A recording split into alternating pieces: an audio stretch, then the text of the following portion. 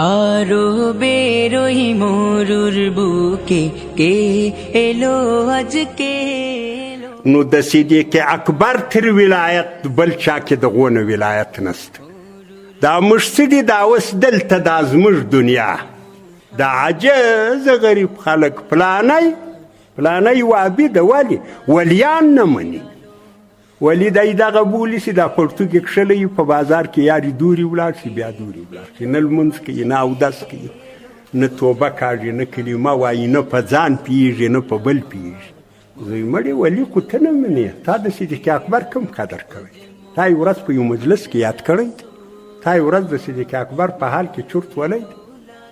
کې نه منې ولی پلانی هغه وابي د ولیان نه مني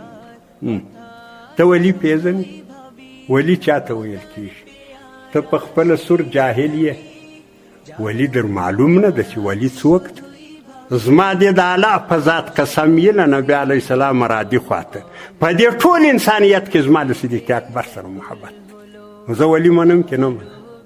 او یو څوک لیونی یي کفر و ایمان یې نه یي معلوم او زه هغه ته د صدیق اکبر مقام ورکوم دا پاگلتوب ده دا لیونیوالی ده دا نه ایمان ده دا نه علم ده دا نه برداشت ده دا نه انداز ده دا دغه پاگل خلک داسې ګرځي په ولیانو کې اول ولی صدیق اکبر ده دا صحابه چې وو صحابه و ټولو کرامات درلودو دا کرامات چې دا ما وتایې نن چورت وو حافظ ابن کثیر په تاریخ البدایه والنهایه کې واقعه نقل کړې ده هغه وایي سعد بن ابي وقاص رضی الله عنه دا په هغو لسو صحابو کې یو صحابي ده چې د جنت زیری نبي علیه السلام ورکوی عشره مبشره یعنې لس هغه صحابه چې نبي علیه السلام ورته جنتي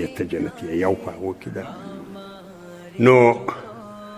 سعد بن ابي وقاص د حضرت عمر رضی الله عنه په وخت کې د فوج قومندان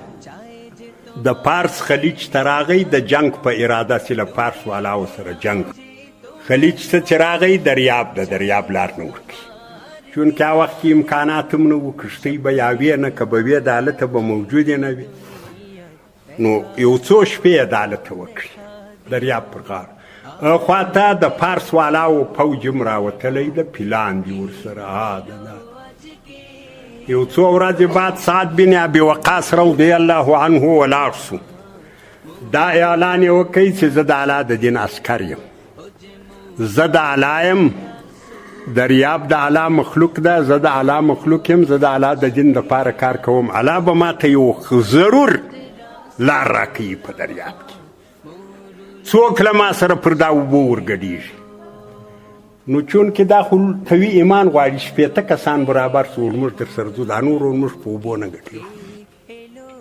دا شپېته کسان ورسره روان سو سعد بن ابي وقاص پر دریاب کښېښو او پښه یې نه کړه کش اوښ یې پر ور تېر کوي اوښ هم د اوبو پر سر روان سي بل سړی پسې ورغی هغه هم دا شپېته کسان د اوبو پر سر روان دي آسان وای ورسره و له اسپو سره دا کوچني زامن داسې به یې پر اوبو علا کړي اوبه خو نو ښه اوار ځای در ښه خوند بیا به راغی پر خپله مور به راوګرځېدی دا شپېته کسان دي د اوبو پر سر روان دي دا ته وایي د ولیانو کرامت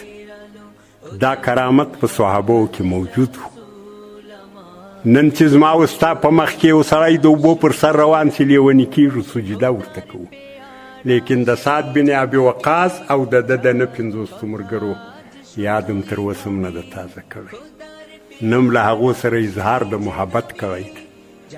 نه هم د هغو ولایت ته تسلیم سوي سعد بن ابي وقاص د اوبو پر سر پورې وتی هلته چې وایي پورې واتو ملګري یې وایي موږ د اوښانو پښې پورته کړې د اوښ دا د پښې د لاندې خوا هم نه ولنده سوي دا پر دریاب دا صحابه و دا یې کرامات دا یې پر الله باور و